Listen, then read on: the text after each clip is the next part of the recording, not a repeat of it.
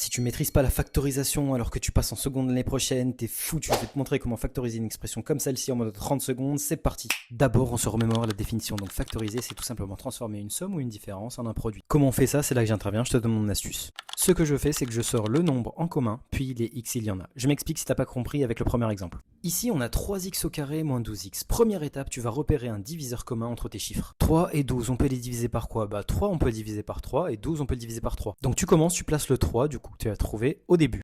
Ensuite, tu vas regarder si tu as du x en commun dans les deux. Donc ici, effectivement, on a x au carré, donc qui est x fois x, et on a du x avec le 12. On va donc pouvoir en sortir un dans les deux qu'on va mettre au début avec le 3, qui nous donne 3x. On ouvre notre parenthèse, t'as plus qu'à diviser ton 3x au carré par le 3x que t'as mis au début, donc ça va nous donner x, car 3x au carré divisé par 3x, ça nous donne x, et moins 12x qu'on va diviser par 3x, donc 12 divisé par 3, ça va nous donner 4, et x sur x, ça nous donne 1, donc on peut l'enlever, qui nous donne donc x moins 4. Et c'est terminé. T'es pas sûr d'avoir compris, je te montre avec l'exemple numéro 2. 5x au carré plus 10x. On utilise le même procédé, on va regarder nos chiffres, donc 5 et 10, et on va regarder un diviseur en commun. Donc on a 5 qu'on peut diviser par 5 et 10 qu'on peut diviser par 5, donc on met notre 5 au début. On remarque qu'on a du x, donc dans le x au carré, du 5x au carré, et du x à côté, donc on va pouvoir sortir un x. Très bien.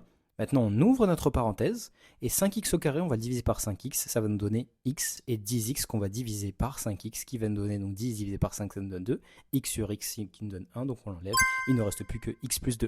Et c'est terminé. Allez, à toi de jouer pour me prouver que t'as compris. Je te laisse me mettre la réponse au dernier exemple en commentaire. Et surtout, oublie pas de t'abonner car je vais publier une vidéo pour préparer ta rentrée tous les jours. Je te dis à très vite. Ciao, ciao.